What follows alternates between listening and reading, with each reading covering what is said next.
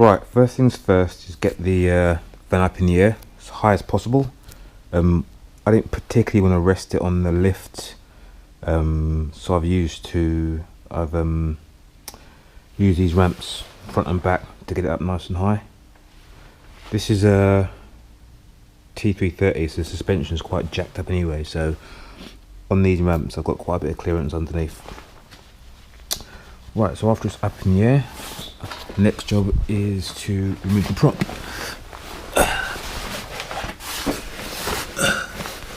Let's just get underneath. So you've got a mount there, which is a set mount. This is a short wheelbase and a long wheelbase. I think there's more.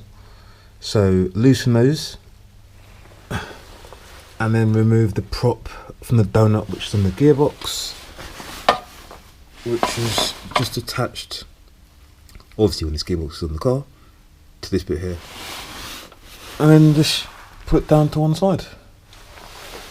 Then you've got access to where the gear shifter comes through the floor. So there's 4 nuts that you need to undo from underneath, and that allows you to remove the kind of, not shifter tower, but the gear selector from the top. So let's go back outside.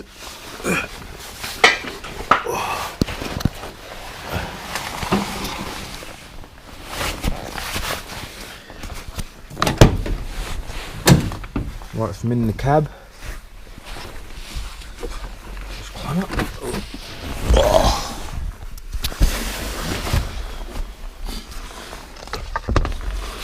So this is the shifter here. This comes off quite simply by pulling this little tab underneath the gaiter, and the whole thing just slides off. What you'll be left with is this. And this unbolts, let me remember.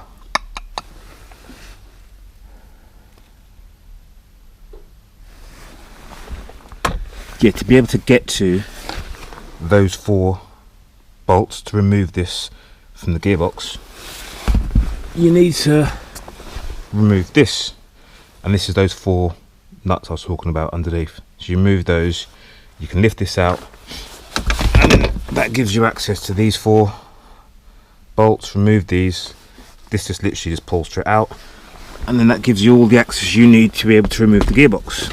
So quick recap: get the van in the air, remove the prop, remove the gear shifter, and we're a good way there already.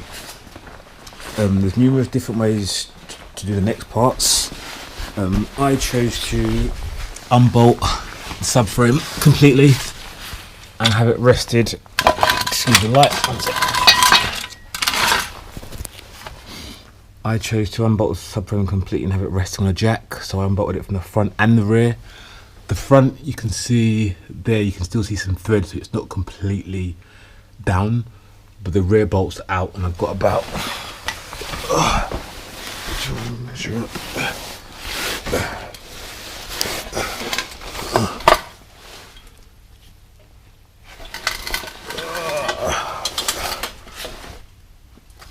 I don't know, 70 mil maybe clearance. So that's how low the subframe has been dropped down. Not a great deal, but enough to get clearance. And to drop the subframe, you first need to unbolt the steering UJ, if you call it that. Let's get the light again.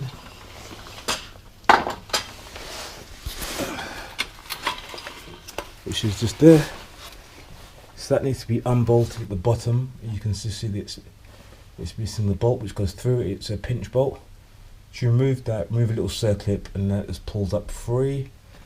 Then you need to unbolt the clamp which holds the 2 steering rack hydraulic lines. Otherwise, when you lower the subframe, they'll still be attached and they'll probably break. And once you've done that, in terms of the steering, the subframe can be lowered. But before you lower it, my process was to actually unbolt the gearbox. So you can see here the gearbox and flywheel and stuff have already been taken off.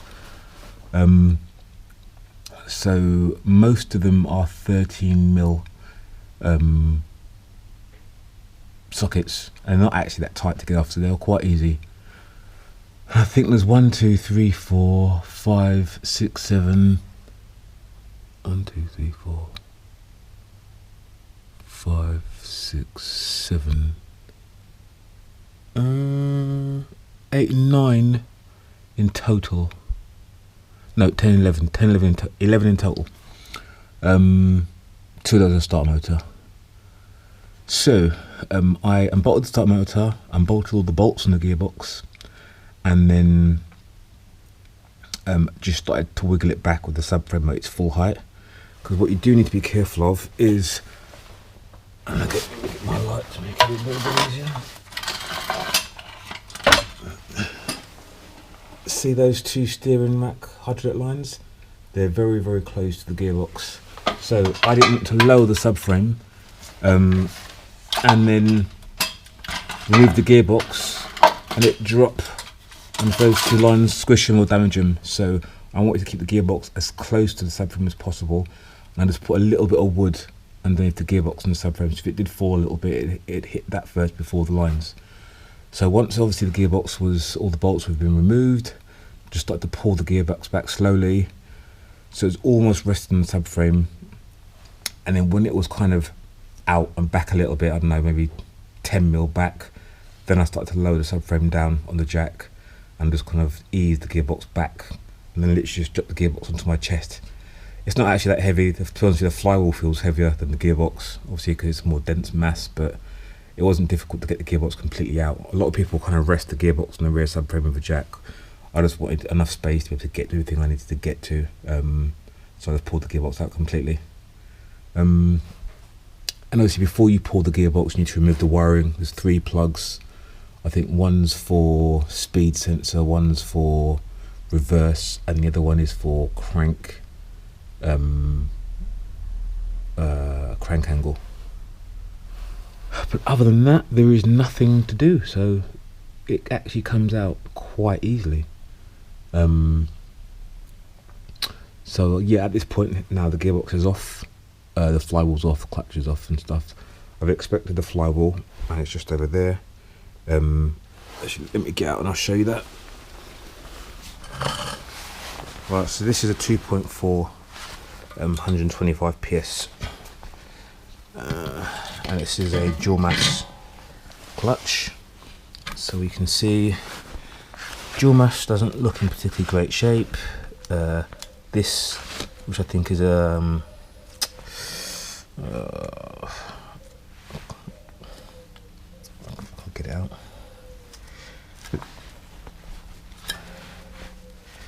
It's like a shim which goes in the middle here. You can see it's damaged, which isn't great, so obviously this rocks about a bit too much. The side to side movement isn't particularly that bad, but it's the front to back.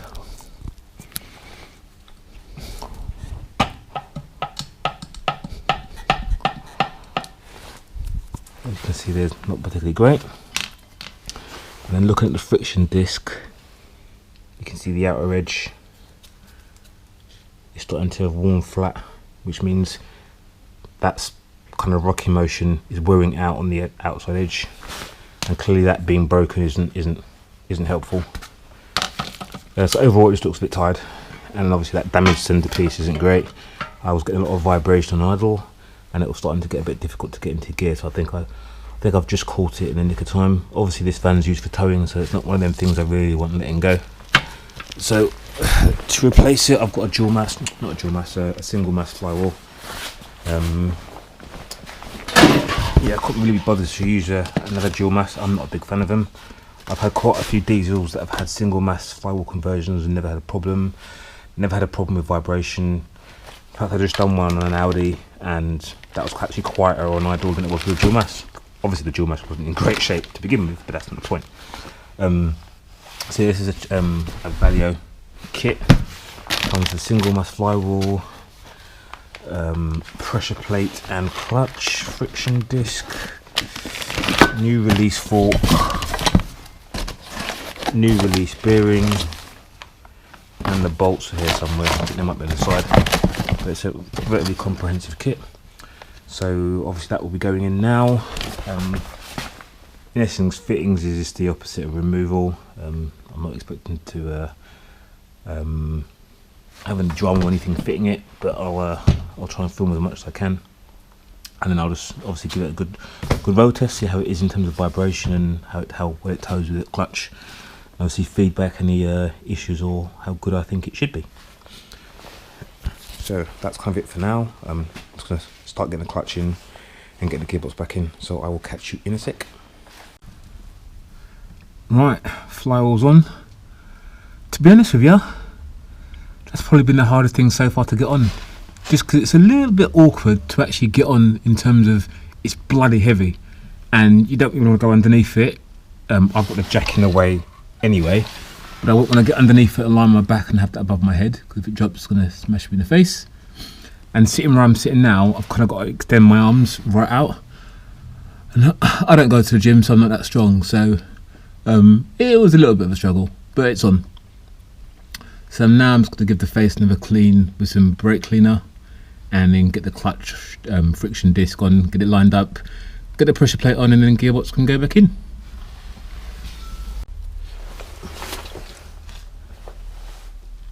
Right, pressure plate and clutch are in, it's all lined up, so the gearbox is ready to go on.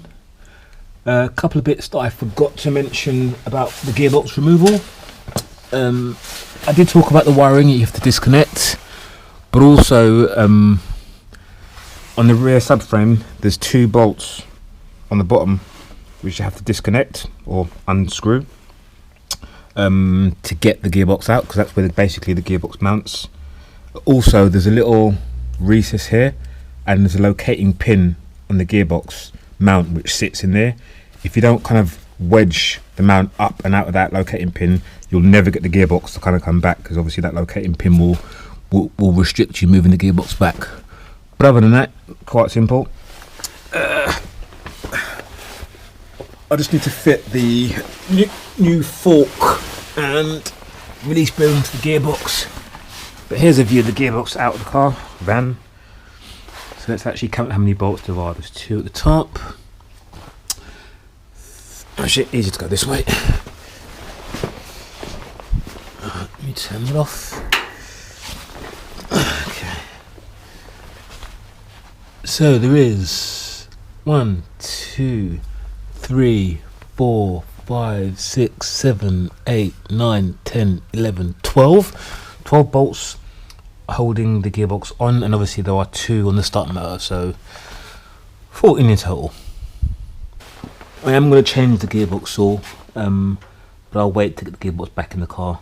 I keep saying car, it's a van. So obviously it's all level and stuff when I start putting the new fluid and stuff in. I'm going to put the camera down now and start getting the gearbox back in. Right, all done now. Gearbox is back in. Wasn't too bad. Quite a bit of brute force to get it back in, simply because it's a little bit of an awkward angle, but I'll show you that in a second. What I'll do now is just basically give you a few tips on things to watch out for.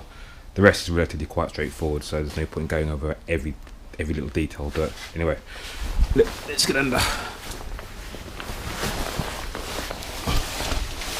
Okay, so hint number 1 is there is a little locating dowel just there.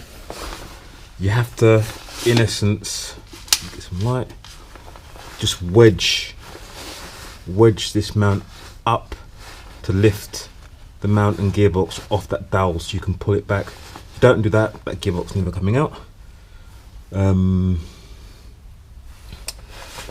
It's worth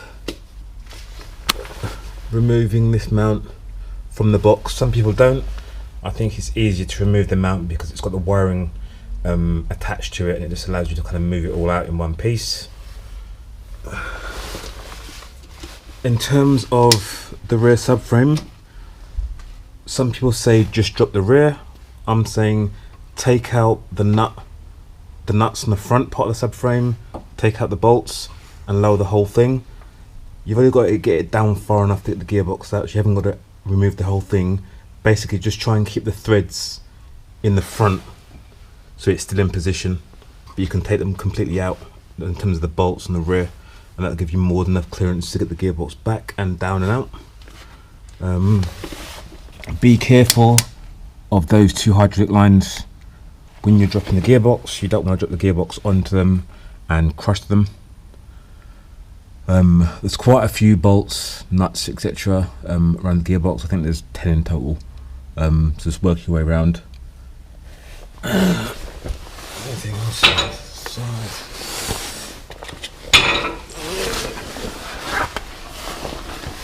The clutch master cylinder, sorry, slave cylinder, that's not bolted in, it's like a twist lock. So all you need to do is basically grab it and twist it round, as in twist it down, and it'll just come straight out. What else? That's kind of it in terms of the intricacies of getting it out. I guess the other thing is the steering couple. You need to remove that circlip, which is just there, and unbolt the pinch bolt to basically move this part up and out of the way. So obviously as you're dropping this lower subframe, it's released from the steering couple. But other than that, it's all quite straightforward.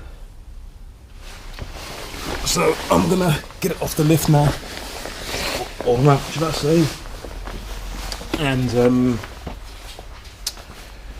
put it out, take it for a quick drive, make sure everything's fine, but I think everything's fine.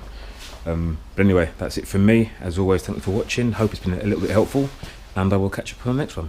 Cheers, bye.